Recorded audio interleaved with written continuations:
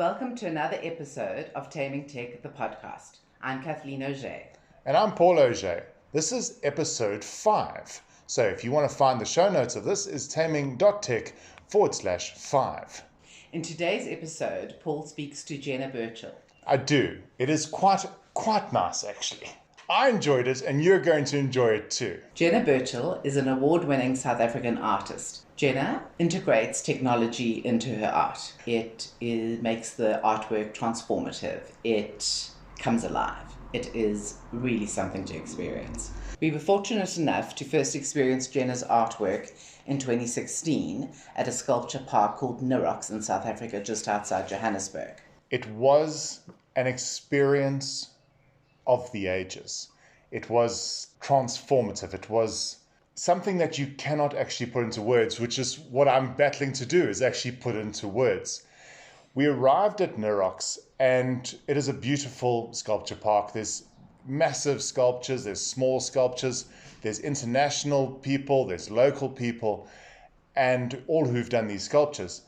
And we walked around, and they were all very good, and we were all very impressed, and it was really brilliant.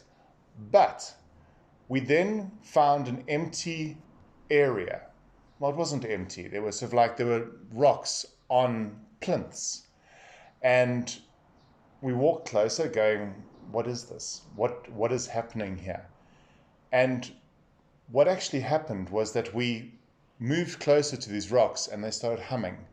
There was a resonance that was coming from these rocks, which was amplified from the plinths that actually had speakers inside them. And as you got closer to this, the resonance of the rocks came through the speakers. It's like your presence activates the Yes. artwork. It's incredible. As Paul says, it's difficult to put into words. It's really something you want to experience for yourself. And if you ever get the opportunity, please do. A cheat way of experiencing it is during the episode you will hear some of the sounds that it's created, and if you're watching this on YouTube, you'll be able to see the video of Jenna interacting with this. But if you want to experience it as close as possible without experiencing it in real life, go to jennaburchell.com and experience Jenna interacting with her artwork, interacting with her sculptures for yourself. So we had this incredible experience and we were blown away by it, as you can tell. And then we met Jenna in person about 18 months afterwards. So we met her and we asked her what she did, and she told us... Just being polite, so like you meet a new person, you go, hey, what do you do? And she told us, and we acted like a couple of groupies. We were like, oh my word, we've experienced your art. We know exactly what you're talking about. Let us tell you about your art, basically. Yes. How come Jenna is an artist on a Taming Tech podcast? A technology podcast. It doesn't make sense. Podcast. I'm confused. Why is this happening? What possible... Oh, wait. I know, because we talked about this beforehand. Jenna has taken technology and has integrated it with her artwork. It's not just in her Songsmith range, which is one of her latest ranges, but she also does it with paintings, where she collaborates with other artists. Yeah, I think Jenna's always collaborating. She's collaborating with the earth. She's collaborating I like that. with sound. And she collaborates with other artists. So we felt that this was an appropriate podcast to have Jenna on because she works with technology. And as much as we love technology, we don't love technology just for the sake of technology. We love the intersection of the human being, the human organicness, and technology. We like that. That really turns us on. So Jenna has taken that and used technology in a way that certainly prior to this experience we had never seen before, and we really thought that was amazing. This brand and this podcast are called Taming Tech. And the reason why we said Taming Tech was a good brand name was because we'd like to simplify technology. We like to take technology and tame it for people, whether it's doing a course, whether it's explaining a concept. And we've always done that. We've always explained and tried to get technology to as simple as possible and as effective as possible. And it's quite ironic because Jenna's actually tamed the earth and put tech inside it. She's actually brought forth the resonance of these rocks, these sculptures, and you can experience the resonance. You can experience millions of years of history through technology. There's a whole different experience. There's a whole different exploration of what technology can do that Jenna brings about in her artwork. But enough about our thoughts. Let's jump into the interview with Jenna and hear her thoughts. As a Jenna, how are you doing? I'm good. How are you, Paul? Very well, thank you. I see that you are not in Johannesburg right now. You are down in Cape Town. Yep, I'm sitting in Simonstown today. And what is the weather like outside there? Sunny. Okay, we're going to move off the weather conversation very, very quickly then. Okay, Yeah. what we like to do is we like to start off with what is called the quick questions, and we call it the three Qs, the quick questions to allow listeners to get to know you quickly. So here we go. If you could take a year off from work, what would you do? That's a really funny question because in an arts career, you often take a year off to do things. So I find like in an arts career, you tend to have a year that is like in production and a year that's in making. And pretty much it's my dream job. So when I take my dream year off, say, I spend the year, like it might be traveling, it might be like researching, gaining insights. It might be upgrading my studio, which is one of my favorites, DIY. Yeah. Or it could be building new works, exploring new topics. But what I love the most is that it's kind of a very experimental space. So you spend a lot of time kind of messing about. A lot of your works are like high risk, high reward type of situations. So you have a couple of sculptural failures, or at the end of the day, it's kind of like a year of just pure self-exploration. And because you can take a year off, if you do have failures during that time, it's okay. You're not sort of like under time pressure. You're not under a complete deadline, which is quite nice. Yeah, look, there's always pressures and there's always some deadlines, but after seeing the kind of rhythm in my business, I started kind of encouraging this behavior for myself. So I'd have a year where I really put into being like out there and producing and exhibiting. But in this particular off year, it's got a lot of liberties and you can take those types of risks without the fear of not meeting a deadline. If you had to add one cool feature or unusual feature to your dream house, what would it be? So I would remove the house and I would make the whole space a studio with a little lofty bed at the top. So just nicely glazed so no dust gets in there. But essentially I'd flip my domestic and work situation around. I like it. So that all the floors would be covered in canvas or sort of like drop sheets, tools everywhere. Okay. Yeah. Okay. What is the best gift you have ever received, either from yourself or from someone else? Ooh, okay. There has definitely been some good ones. You know, I'm going to go for a classic. The best gift I ever received was a trip to Europe when I was quite young. And my parents said to me, okay, guys, this is big, but pick 3 countries you want to go to and we're going to find a way to make it happen. And that literally changed the course of my entire career. So I would say that's the gift. Okay, what were the 3 countries you chose? We went to London. At the time, I had never been. We went to Florence and we went to Venice. So Beautiful. the big art capitals in the Europe area kind of thing. What would you name a pet? Yes. So I name pets aspirational names. So based on, I think, like if I had a really like floofy, chubby cat, I'd probably name it something really elegant. Okay. Yeah. Like Mrs. So Butterball. yeah, I always like to. No, that's not aspirational. Okay. It would be like Gigi because it's like French and charming and petite. So Is it aspirational for you or for the cat? well, hopefully both. Okay, last question. Do you have a guilty pleasure, like bad reality TV or something like Yes, I definitely do. Um, I love to sing all the time. My cat thinks it's revolting. And ironically, even though I have great pitch and great hearing for compositions, the voice did not come along with that. that? I'm very sorry to hear that. That's very disappointing. Thanks. Yeah, it is. Okay. So to get to the meat of the actual questions now, to the meat of the podcast, I actually just read an interesting article the other day called "The Rise of Technology in Art" from a website called bearconductive.com.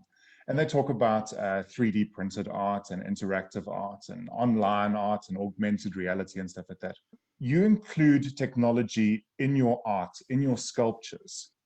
But you've been doing this since 2007. Has it always been part of your art, having the technology included, or is it something that you evolved into?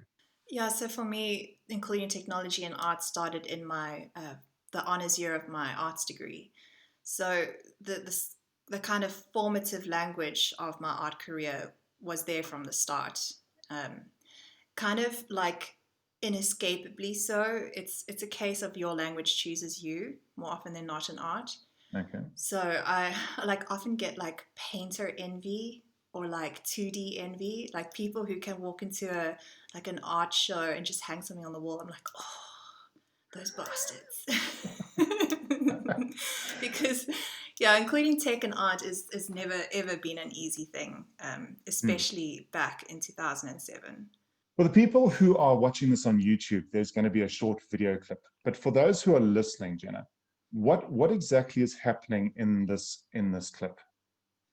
So, what you're seeing or not seeing in this video Hmm. is an art piece of mine from a collection called Songsmith.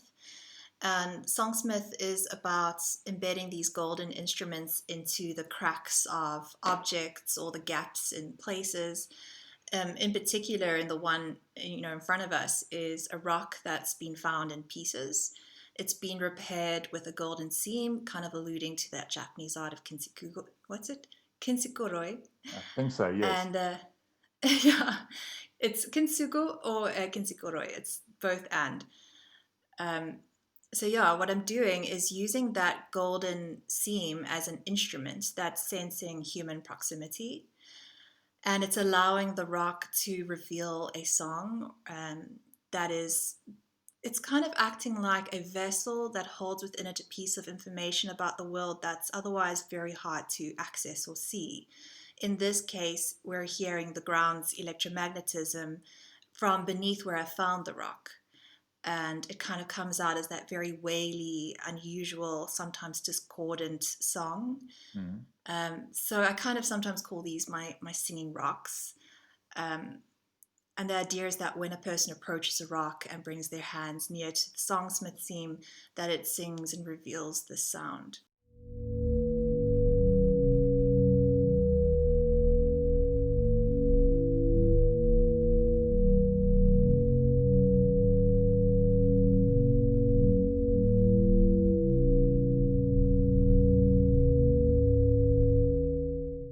I think like ultimately the feeling that people get from this is the feeling of time and the feeling of deep time, like time that's difficult to comprehend and understand to us. Hmm. I mean, the recording itself goes down a couple meters into the earth, which is eons of time that we're really listening to.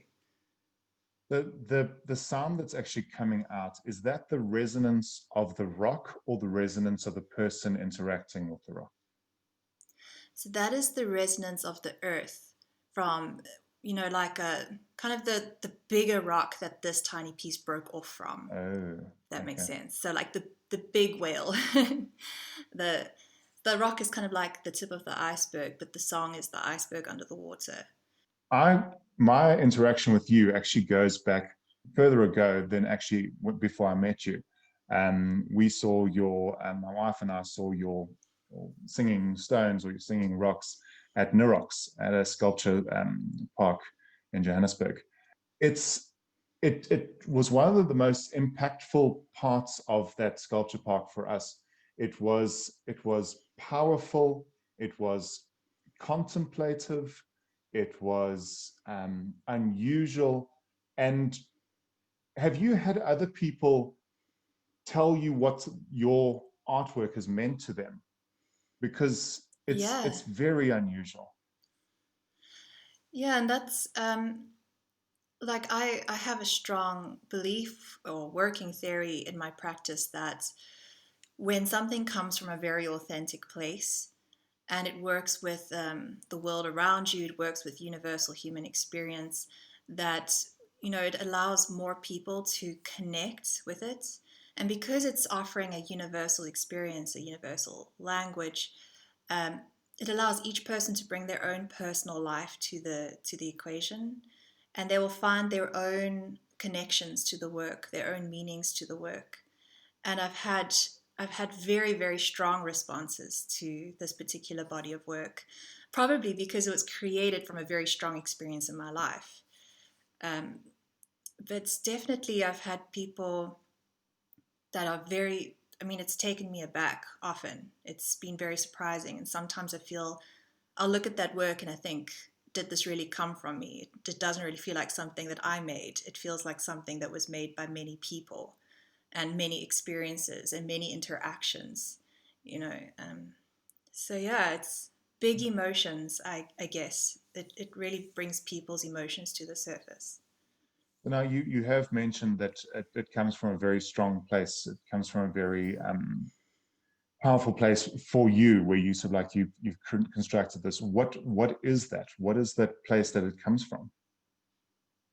So when Songsmith started, which is about 5 years ago now, Mm. maybe just less, I had lost my life partner, and I was going through a major fracture, and I had to start looking at how to rebuild who I was and rebuild parts of my life that had been kind of completely and inexplicably changed.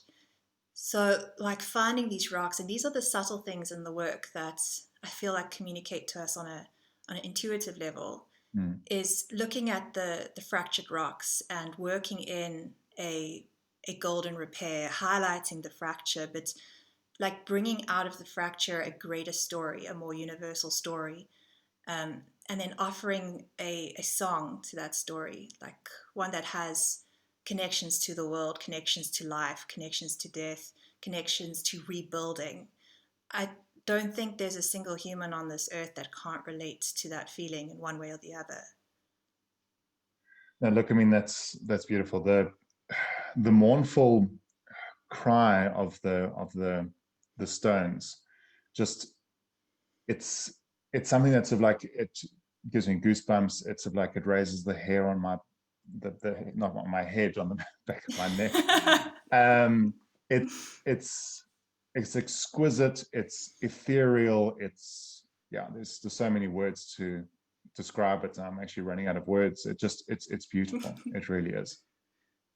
I think that it's important to note that they're also very joyous. They Mm, celebrate strength and repair.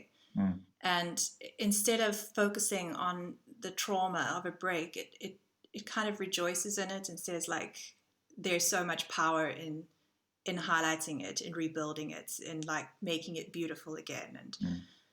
And again, it's something in a sense aspirational. It speaks towards hope and towards beauty, and beauty in the disrepair of something even. So now look, technology is one of those things that we've invented, we've used to record ourselves, our thoughts, our speech, our images. You using this artwork to hear the resonance of the rock. It almost feels like you can hear the resonance of your own body when you interact with it. Um, you're normally a viewer of art, and if you talk about the two-dimensional envy, the painting envy, you those people, you stand in front of a painting and you are separate from the artwork. You observe the artwork. With yours, Mm. you are observing the artwork as an audience member, but you also then make the artwork come alive when you sort of like move your body closer to it. That's quite a thing. It changes and becomes a performance piece. Yeah. Yeah, definitely. It's like you mentioned earlier, looking at the company Bear Conductive, who they're very strong advocates of getting technology into the hands of people who maybe don't always have access or knowledge or experience with technology, but they encourage that intermingling of life, the world with the digital. Mm. And that's, for me, that's exactly what comes to the forefront in my practice, is looking at how can we integrate this man created thing? How can we use it? How can we work with technology, work with the digital, and integrate it into the analog world in a way, for me, that is sensitive and feminine and nurturing? Because for sure, we need to balance the scales of technology used for power or technology used in extremely masculine ways for corporate use or whatever it may be. We need a voice that also balances that and says, here are some sensitive ways we can use it. Here are some organic ways we can use it. Here are some ways we can integrate it with the world in order to create powerful meaning, powerful experiences. So, I mean, I guess one of the big drives for me is looking at using something like technology and making it feel more natural in the world and making it feel part of a world instead of not of this world. That makes sense? It does. It does. Look, I think the thing is that your art has almost a transitive property. It's a sculpture and a performance piece. And Mm. I think that's what technology is for me. So like if you've got a cell phone's just a hunk of plastic and metal and glass, and it does nothing. It just sits there. But when you interact with it, it becomes a phone and a web browser and things like that. And I think that's kind Yeah. of what your art does too. It's sort of like it's beautiful to look at, but it's sort of like it's interactive. It Yeah. becomes more than what it actually is when you interact with it, and each person's Yeah. experience will be different. Was that your intention? Was that your intention when you made the sculptures? That, intention is a weird placeholder for me because this was just my natural language in art, connecting to people and looking for ways they can connect in return. So the only language that I know is one where people and places and communities are central to my meaning making. Um, I don't want any work to, in a sense, be completed entirely by myself. It's all work built through a process with other people. It's work shown in a process or a performative play with other people. Hmm. And sometimes, to keep my sanity, possibly, that I call them living sculptures, just to kind of create a mind space around what they are like, the way that they organically perform with their environments, with their physical nature, with the people around them. And all of those things are in a dance with each other, in a kind of performative, interactive dance. And what comes out of that is so situationally dependent. It's not always guaranteed. There aren't any like hard answers or absolutes in this equation. It's more of an allowance. It's an allowance to let things unfold as they will, and a relinquishing of control over how something will enact in the world, how technology might respond to people, how people might respond to technology. You've used technology differently than a lot of people. And when I was on your Instagram, I saw that you use electrodes. You've stitched electrodes into a canvas. You've used the gold repair on the rocks. What what kind of tech do you actually use? I mean, what is your favorite type, or what sort of like inspires you, or is it just depending on how you wake up in the morning? So my particular forte or niche is capacitive technology. So it's always about frequencies and it's always about touch or human proximity. A lot of the tech I work with is about earthing. So I'm pretty confident that my work wouldn't really work on Mars or like the moon. So, maybe my future's a bit limited.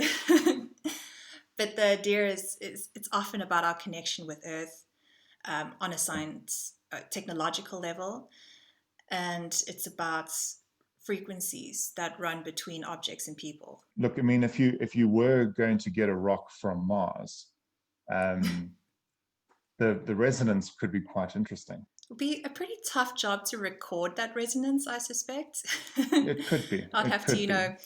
fly to Mars, just take my machinery and do a recording. So, Well, yeah. if you want people to like to donate to a Patreon or something like that, or a Kickstarter campaign to sort of like get you to Mars, I think that would be a good one to do. Send Jenna to Mars. Yeah. Yeah. For years, there's always been a saying called the ghost in the machine, where it Yes. talks about computers or bugs or things that happen, a spirit that happens in a machine, whether it's a computer, whether it's a mechanical something. And it's something that's almost unexplained. It's something that's sort of like you can't put your finger on. Now, you are recalling or bringing out the sound from this rock or skull or whatever it is. You're bringing out the information that's been buried. You're almost recovering the data. You're recovering information. You're almost an archivist of resonance. Are you retrieving the past with your art, or are you creating something brand new?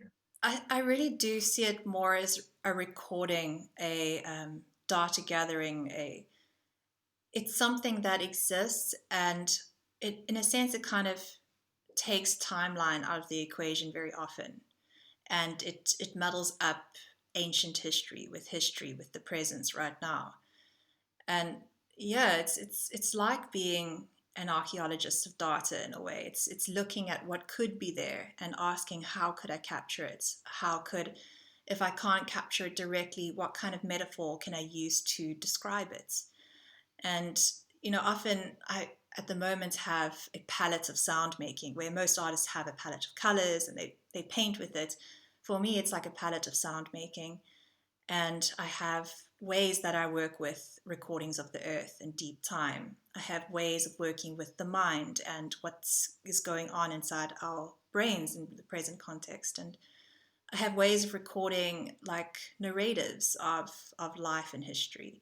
So each of them Mm. have their own way of kind of like collecting and revealing data that, as you say, as we would otherwise have no idea was present.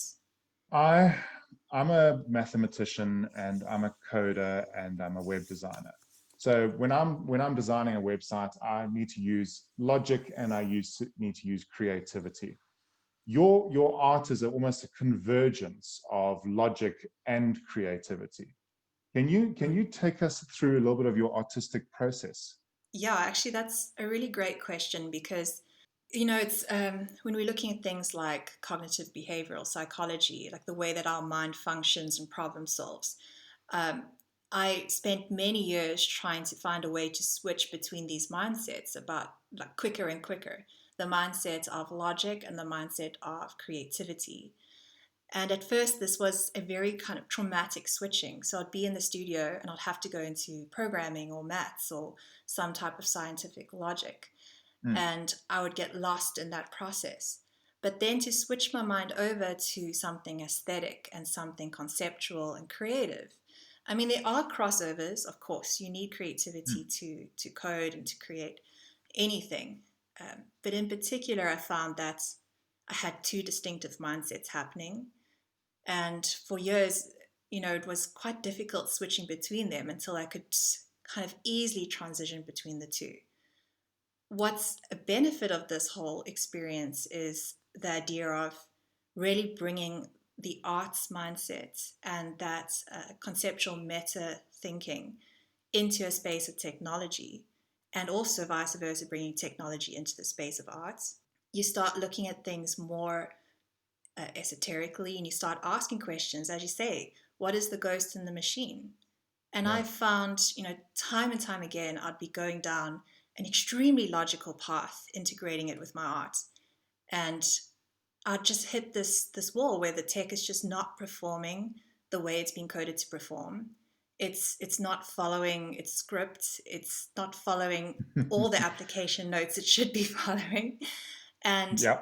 especially because, yeah, I'm pushing tech out of its comfort zone more often than not, out of its like standard use parameters. And I'm Mm. asking it to do something uncomfortable. And you'll end up with very strange, weird occurrences. I mean, I've had artworks running on a test late into the night. And like it was about 5 of these artworks I was testing over the course of a few days. And I just remember this one night waking up to all of them just like singing at the top of their lungs.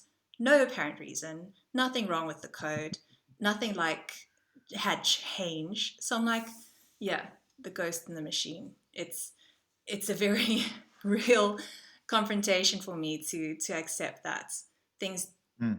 things that are meant to be 1 + 1 = 2 are not always exactly that. The people who have your artwork, that, I mean, you've got artwork throughout the world.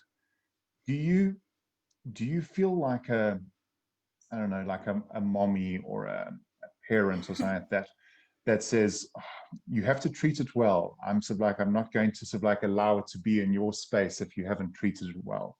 Is it that kind of thing, or does it not have that kind of special connection with you? Yeah, it's a little bit like that.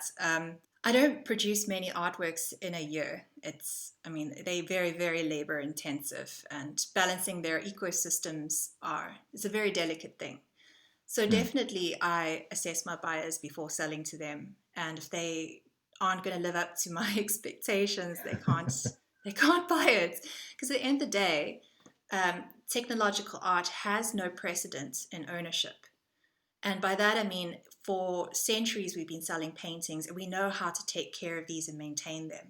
But when Mm. it comes to technological art, this is a very, very new thing in our lives. And people buy it thinking it's just magic and that it doesn't even need power or, or it's just going to Yeah. last forever. And we all know that's not going to be the case with technology. It needs servicing, it needs TLC, it needs maintenance. So Yes. when I sell a work, I'm selling a long term relationship. And if people aren't the type of people I want to have a long term discussion with or interaction with, then definitely I'm not going to sell the work to them. Where does your logic and creativity actually come from? What is it inside of you that's it like brings this forth? You know, my dad's a civil engineer and my mom's a teacher. And I feel like the little crossover between those two genetic packets makes this. And I just found like a deep curiosity for how things work and a fascination with making things. Yeah. But I also have a storyteller within me that wants to find out why something is the way it is.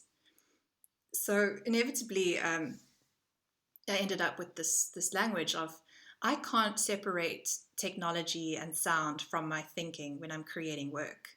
If somebody told me to create a work that had neither of those two facets, my brain literally just shuts down. I'm like, But if someone tells me to work with it, I have 1,000,001 ideas. And that for Mm. me is always the clearest indication of the direction or the path to follow. Well, your work has technology woven through it, whether it's actually electrodes or electrical currents or anything woven into your work. In your mind, are you taming the tech by putting it inside another piece, or are you actually setting it free? Yes, so good question.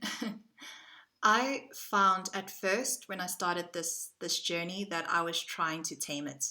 And I was trying to tell it how it should act, how it should behave, how it should integrate, how it should respond to people. And I initially wanted to control every element of that equation.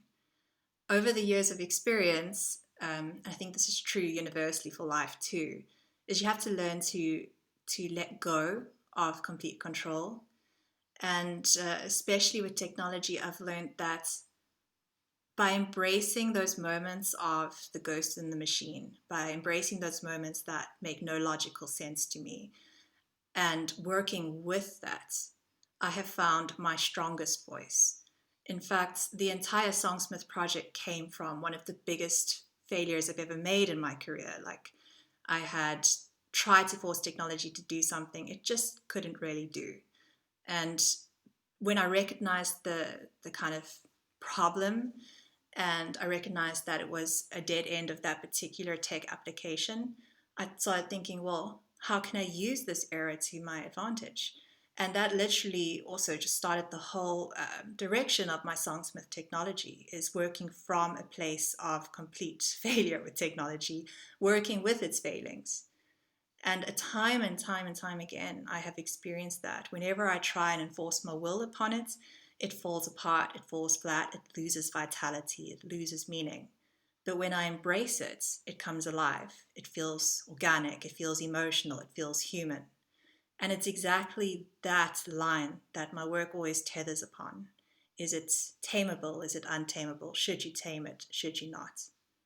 It's a very valuable lesson for life as well. You're right. It really is. It's do you sort of Yeah. like, do you force things to bend to your will or not? Yeah. I have actually a great real world example of this exact equation resulting in something untamed. Mm. I have a collection of public works here in Stellenbosch at Spear Wine Estates. There's about 12 of my songsmith sculptures out in the field. Okay. And the client would phone me and be like, your rocks are singing. I'm like, well, when are they singing? No, every time it rains, every morning when there's dew. So I'm like, okay, I beat my head up for months trying to fix this programming error. Then I'm like, no, wait a second. That's kind of beautiful. Yes. Like, let's let these rocks sing when it rains. At the time, they were going through like a massive drought. They're just coming out of that. So I'm like, this is a celebration. Let the text sing. Let the text sing. I love that. I love that. Thank you, Jenna. Thank you very much. If people want to be able to get hold of you, see your works, where is the best place to find everything? You can find me on Instagram at Jenna Burchell, and definitely my website, jennaburchell.com.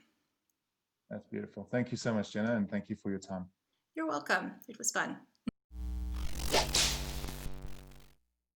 All I can say is, did you close your eyes during that sound? Did it move you as much as it moved us? Did it move you? Yeah. I found it quite moving to hear the story behind Jenna's artwork and how it came about. I loved how she explored the fracture that was created in her own life and how she explores fractures on the earth. And I think that it speaks to us on so many levels. I love it's almost like I want to say hope for the broken. I got goosebumps so many times during this interview. It's just beautiful. I love the concept of using kintsugi, the golden joinery that Japanese artists use. I think it originated actually with ceramic artists. I love the way how she's taken that technique and explored it. And I think that talking about the brokenness of a rock and the brokenness of the earth is incredibly relevant in our world of our climate crisis, and how we are broken and how we have broken the earth in some ways. So yeah, I think that was incredible. I love that it's not a depressing thing, that it gives us hope. I love that you use the word ethereal, because I think that what Jenna's artwork does and what it brings to the fore is almost like the angels of the earth. She's bringing sounds and yes. This musical of what the earth has experienced. It's organic, it's universal, as she said. I love the fact that she said she loves singing, and she doesn't think she has the greatest voice, and yet here are these. She's made rock sing. I mean, that's incredible. That's just like wow. It's wonderful. I really really enjoyed that. The thing that I took from it was that in 2017, Kathleen and I were quite burnt out, and we did a sabbatical. And one of our first things that we did is we decided that we wanted to try and do a bit of pottery, sort of like a bit of arty stuff. And Kathleen said, would I like to come along? And I was like, yeah, okay, I'll humor my wife. And I went along. Humor your wife, that's so not how it happened, but That's true. That's true, but let's sort of like stick with me. And when I went to pottery, there was a transformation, and it was about the healing. It was about spending time with people who were artists, who were spending time with people who were creating things. Some people were really good at it. Some people were really bad at it. I was really bad at it. And I enjoyed playing in mud. I enjoyed the creation of the pottery. And if this is even a slight bit of what Jenna's getting from her artwork and her sculptures, I celebrate her. Absolutely. Art is definitely healing, and I think that often a really great artwork is about how you respond to it. What feelings does it elicit in you? Any artwork that elicits emotion, the artist has achieved what they set out to achieve. They don't dictate the emotion, because it's kind of like a mirror art. It mirrors what you're feeling inside of you, and that's what makes art really great, and that's what makes Jenna's artwork really amazing, because it changes all the time. And when you experience Jenna's artwork, it's like you're in a collaboration with the artwork, because it's going to make a different sound when you interact with it. And it depends on the day and the weather and a whole bunch of things. Getting to the technological aspect of it, I love the fact that you guys explored, is she taming tech or is she unleashing tech? I also thought it was really interesting how she spoke about how her greatest breakthrough came when she experienced a failure in the technology and it wasn't doing what she wanted to do. And that's something that often happens in artwork, or when you're creating something. Sometimes you have an intention for the thing that you want to create, but sometimes you need to collaborate. Sometimes the medium that you're working with has kind of a mind of its own, and perhaps this might actually encourage people to also view art. If you haven't really experienced art, or you think art is not for you, perhaps this will give you a different take on it. Creativity is such a different word. We often have this black or white feeling about art or creativity. We think we are creative or we're not creative, but there's many different ways in which to be creative. A developer is creative, a coder is creative, gardening is creative. There's a lot of different ways to be creative. You can live your life in a creative way. I think that this interview with Jenna demonstrates that creativity and technology are not mutually exclusive. They really sit well together. And we can't all make technology sing the way Jenna does, but I think some of us should try. Our next episode has Lyle O'Carroll, who is a technical account manager for Sador, and they specialize in SAP One. And SAP One is for more of the SME type of business, and they do setups, and they also sort of like help businesses work with the software, and also look at how the businesses could be influenced or even improved using the software. Yeah, I think they really look at the solution aspect of the software solution and how to improve the efficacy of businesses through the software that they sell. Once again, I'd like to encourage you to go to jennaburchell.com. If you can't spell that, or you're running out right now, it is on taming.tech/5, and that is episode number 5. All the show notes are there, including videos of Jenna's work, this podcast in video form, and all the links to all the different collections that Jenna has. So, subscribe to this podcast wherever you listen to podcasts, whether it's Apple Podcasts, Spotify, I can't think of anything else right now, and so you don't miss the next episode. Thanks so much for joining us. Take care. We'll see you in the next episode.